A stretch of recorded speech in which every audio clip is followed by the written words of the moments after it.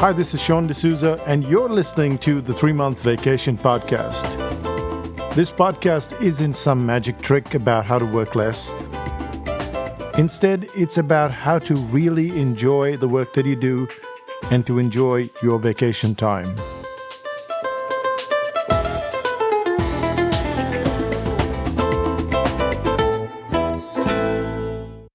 Hi, I'm Sean D'Souza, and you're listening to the 3-Month Vacation Podcast.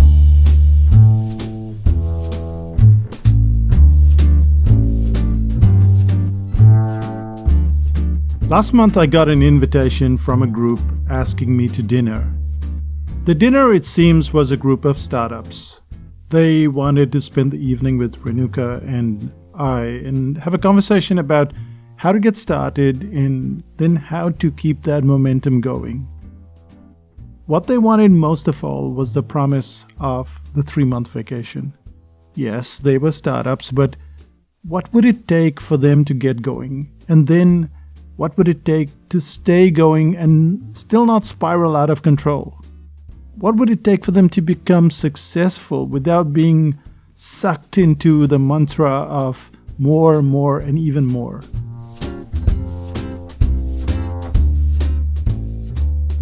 The answer to their original question was relatively short, but as I chugged on my mojito, I got another question that people tend to ask me all the time. The question was, how do you get really smart? Is there a shortcut? And how do you stay smart? And that's what I would like to cover in this episode of the podcast. In my opinion, there are 2 ways to get smart, and there's one tool to make sure that you get there efficiently. So the 3 elements that we're going to cover in this podcast are, first, learning all you can in your own field. The second, learning all you can in an area where you have no expertise. And finally, working with limits.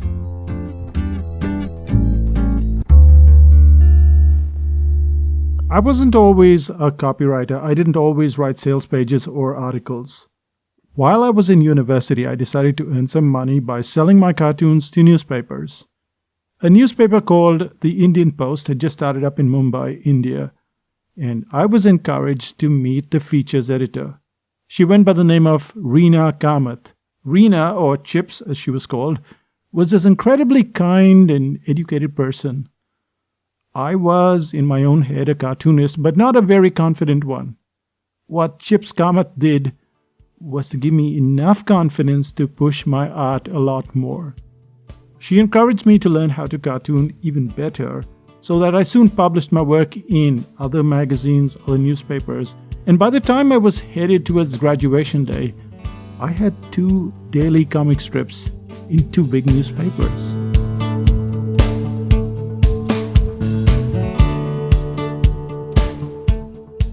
All of this confidence didn't mean a thing when I joined an advertising agency. Yes, you're really good at cartoons, said the creative director of the Leo Burnett agency. But you realize that advertising and cartooning are completely different, right? Once again, I was back in newbie land. I didn't know enough to get ahead, to get going in the world of advertising, in the world of copywriting. Fortunately for me, I was given the honorary title of junior copywriter. I was given a small stipend, and then I was left alone to do pretty much what I wanted, which is when I found the agency library. Now, if you're in advertising, you'll fondly remember those massively thick books called The One Show. These door-stopping books contained hundreds of real-world advertising examples. And so began my education in the world of advertising. This brings us to the first point in this article, which is learning all you can in your own field.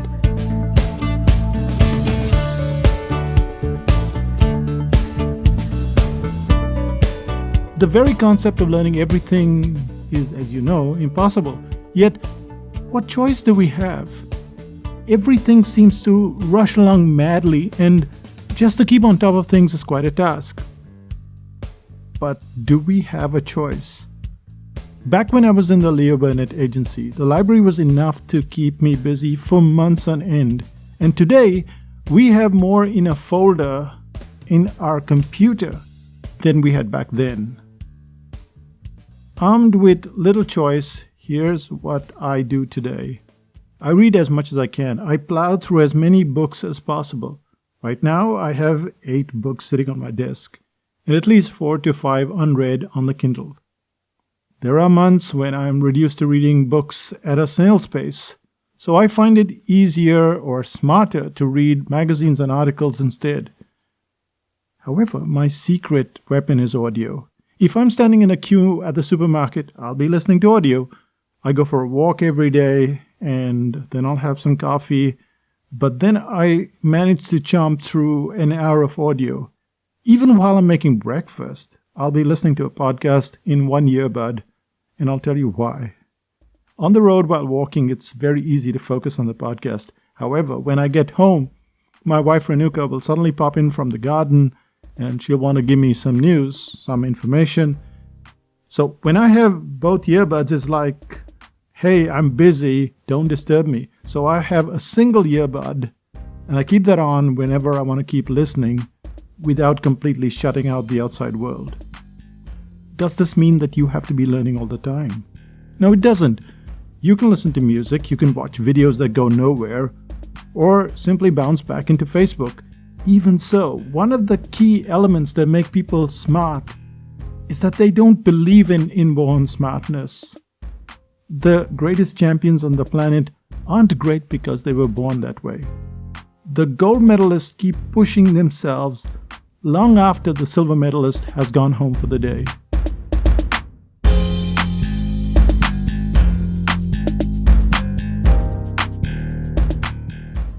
I started out pretty hopeless at cartoons.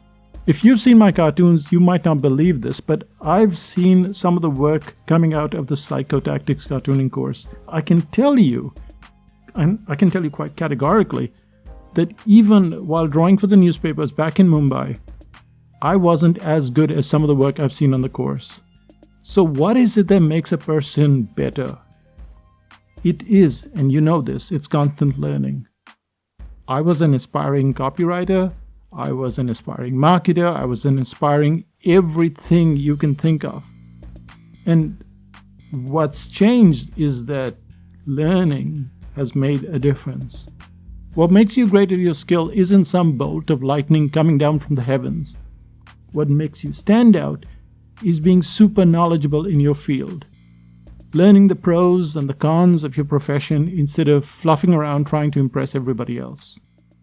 Is this obvious advice? Sure it is. Everyone knows that you need to learn a lot in your own field. However, making the most of your time is where it counts. If you can read a transcript while standing in a queue at your supermarket, then do that. If you can make dosas for breakfast while reading a transcript, then go ahead. If, on the other hand, you find that you're struggling to keep up with your learning, add a bit of audio into your life. You don't have to remember everything you hear, and frankly, I don't. I have to put down the learning into an Evernote file so that I don't forget the important points. And yet, to be brilliant, you have to find the ways to do things that seem impossible.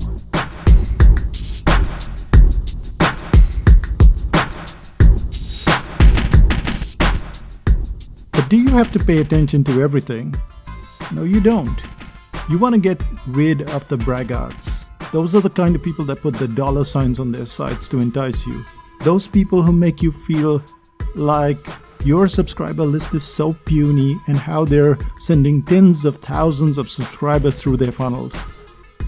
Even in the world of everything, you've got to pay attention to the people that fit your life and your philosophy. Which means that having a earbud in your ear all the time may not suit you at all. You may be happy just learning a lot less so that you can be who you are. Even so, remember that learning is non-negotiable. Do whatever it takes to learn a lot of stuff in your field, and you'll find that that is what clients pay for. Incredibly, tunnel vision learning won't get you as far as you could go. For that, you have to diverge. You have to learn about areas where you have no expertise. So this takes us to our second part, where we look at learning stuff in areas where you have no expertise and have no intention of having any expertise.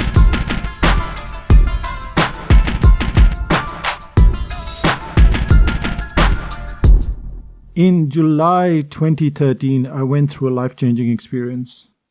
My niece Marcia wasn't doing too well at school, and as usual, everyone blames the student. I'm not a fan of that school of thought. I don't believe in bad students. I believe the responsibility of the student lies with the teacher. It's one thing to make a statement and quite another thing to work through the problem. In this case, my goal was to make Marcia as good as or better than any of the students in her year. What I hadn't counted on was the fact that she was going to give me the lesson of my life.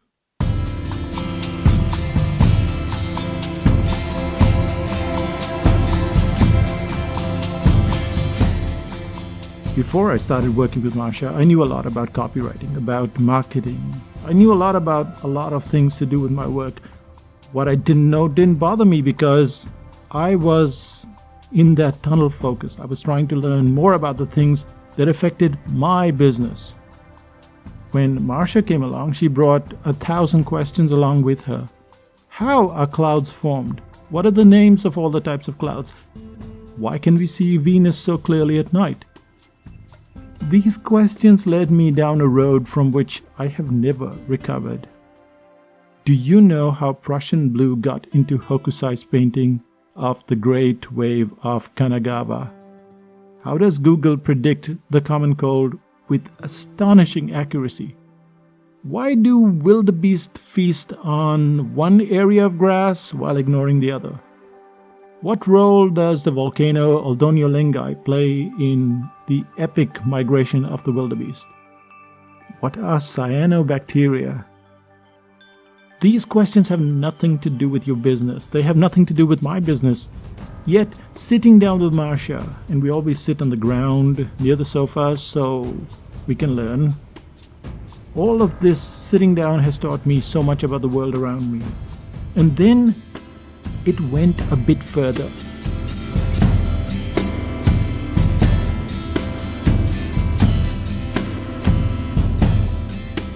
My ability to tell stories, to do podcasts, it all improved radically. In a short period of 3 years, I realized that I was a walking dummy. I knew a lot about the world of marketing and business, but precious little else. Creativity is the ability to connect two disconnected situations, two disconnected objects together. As a cartoonist, as a comedian, as an artist, this is something that you learn quickly, or you're doomed to failure. You can't just go around connecting the dots on your sheet of paper. The dots have to join from another sheet or no sheet at all. To be creative means stepping into a world that isn't your own. When we look at hundreds of inventions, we see this creative streak of this disconnect. It shows up time and time again. Velcro, the rubber tire, popsicles, microwave ovens, Post-it, even matches that you light. They were all the results of random accidents. Being smart involves knowing the world around you. History, geography, culture, geology, it all makes a huge difference. Over time, you get more confidence, your brain becomes somewhat like a walking internet. You realize you can see things that others can't see at all. For me, it was amazing to look up at a sunny sky and know, based on the number of cirrus clouds, that it's going to get cold and rainy in 24 hours. Just the confidence it brings you, knowing that world around you, is fabulous. But it also brings connections to your work. It brings connections in a way that you can't imagine until you start to learn about the things that are completely different, divergent from your business. The question is, where do you get all this information?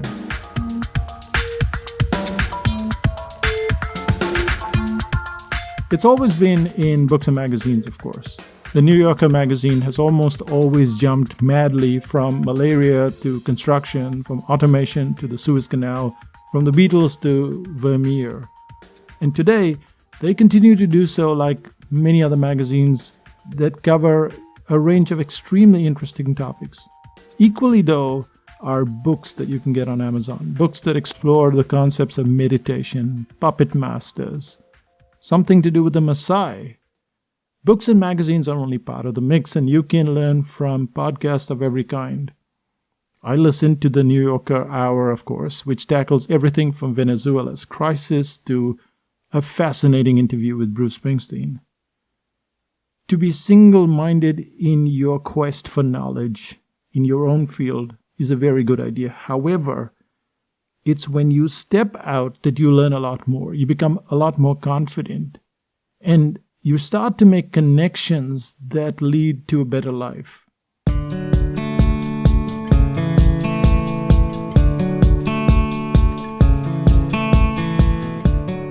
You can almost guarantee that learning more in your field makes for some sort of advancement, and this advancement you can measure. It's much harder to justify the time spent learning about volcanoes and clouds and Ayurveda and wildebeest. In fact, other than just random facts, it seems like a complete waste of time. And yet, I'd advise you to go down that track of randomness, even when your work-related learning already demands more time than you have. To become smart, you need to learn, you need to implement, and sticking to the work-related stuff is quite difficult. But putting on the burden of learning stuff that's not remotely related to you seems crazy. And I'd say take it on, because that starts to make the connections. So where are we going to find all this time? How are we going to be able to learn about stuff that's related to our business and then stuff that's not related to our business? We already are strapped for time, so where are we going to find this time? This brings us to the most pertinent question of all. How do we find the time? It's a great idea to learn about your work and about the world around us, but where's the time? And this was the most persistent question of all at that dinner. The answer is remarkably simple and leads us right into the 3-month vacation.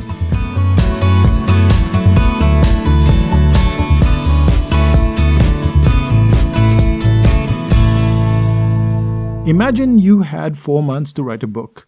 Do you think, given 4 months, you write the book in 3 months? This was the question we had to ask ourselves when we started Psychotactics back in August 2002. We were keen to run our business so that we had control over the business instead of the other way around. How could we take so much time off and still make our business successful? The answer, it seems, was so simple that was hard to believe.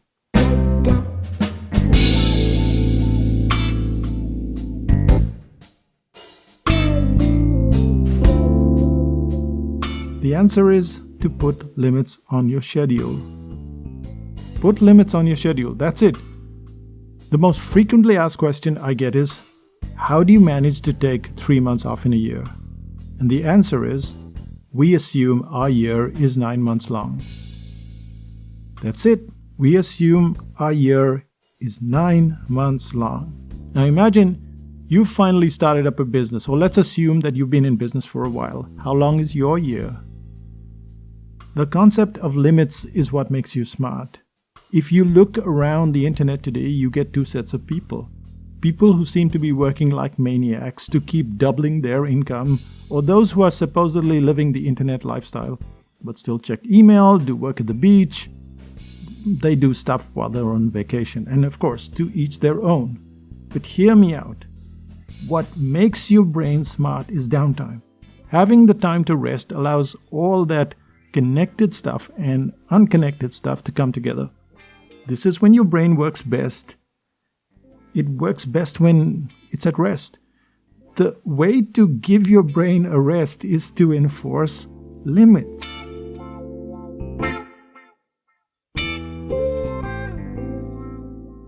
Imagine you have only 90 minutes to write an article.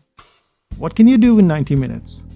Imagine you have only a limited number of ingredients in your pantry. How do you whip up a delicious meal? And imagine you have only 9 months in a year. How do you finish all your work and a lot more without working every single day of the year. If you put limits on yourself, you start to become a lot smarter. These limits don't have to stop at learning. Today we had a couple of people come round to give us new garbage stickers. The Auckland Council is testing some sort of garbage system, and as part of the trial we had to buy $20 worth of stickers that would last about 2 months. When these guys came along to give us new stickers, we still had the same original bunch. In over 2 months we hadn't used the garbage bin much at all. How's that possible, you say? Same as the 3-month vacation, isn't it? You'd think a 3-month vacation would be impossible, but we've done it almost year after year since 2004. The garbage situation takes a little planning. We take our own cloth bags everywhere. We take a container box when we dine out for takeaways. We refuse all coffee in paper cups. We have our own glass and plastic cups, or we use ceramic cups at the cafe. We don't take straws, we don't take plastic bags, and we will not buy stupid cucumbers wrapped in cling wrap. So there's no garbage. The rest of the stuff goes in the compost bin. Impossible? Of course not. The key is to have a mind that imposes limits. If you really want to change your world, you have to believe you really have no time. Instead of 7 days in a week, make it 5 days in a week. Refuse to work on weekends. Instead of a 12-month year, 9 months should do nicely. Instead of trying to double your income all the time like some senseless woodpecker, try fixing your income to one that allows for a certain amount of tax, a certain amount of savings, and the rest that will make your life comfortable.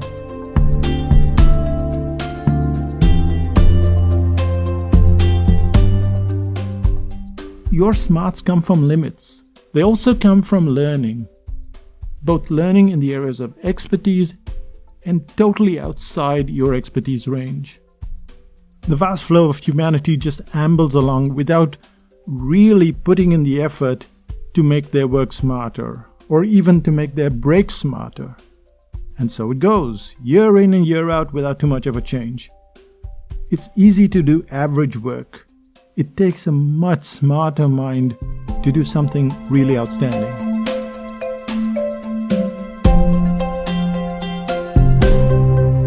So what's the one thing you can do today? Limits. Put limits on the world that you live in and you'll see how much of a difference it makes. You might be able to do almost everything that you need to achieve in just 9 months a year. You might be able to write, draw, sing, dance in a fixed time frame. And then you might have a much better life, a much smarter life. All of this discussion came from that dinner with those startups. They went down the path of work, of how to build a business, but then we went off on a tangent into this topic, which was totally disconnected. And we could have stayed all night, but we had to leave. We had limits. So try it. Get smarter in less time. And yes, start working towards a 9-month year.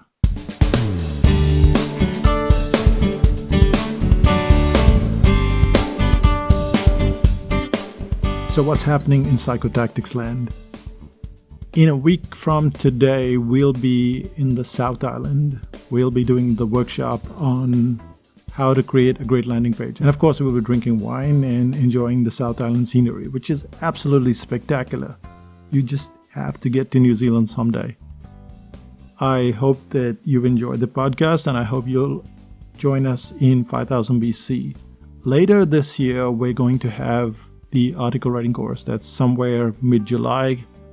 There are only 25 seats on that course. I know this is just February, but yeah, the course gets filled pretty quickly when we open the seats. So we'll make an announcement as to when we're opening the seats, and it'll be several months before July. Keep your eyes peeled for your newsletter. If you haven't subscribed, do so. That's psychotactics.com. And this is me, Sean D'Souza, saying bye for now. Bye-bye.